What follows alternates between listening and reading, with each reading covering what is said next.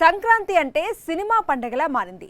Minimum 3-4 భారీ చిత్రాలు విడుదల చేయకపోతే హీరోలకు నిద్ర పట్టడం లేదు.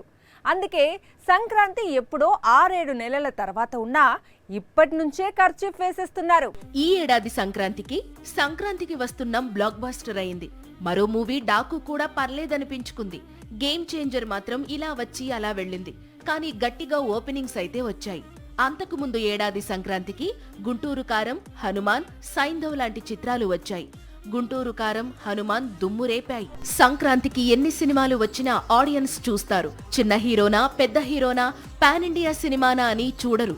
అందుకే వచ్చే సంక్రాంతికి మెగాస్టార్ నుంచి నవీన్ పొలిశెట్టి వరకు హీరోలందరూ పొంగల్ దంగల్కు రెడీ అంటున్నారు.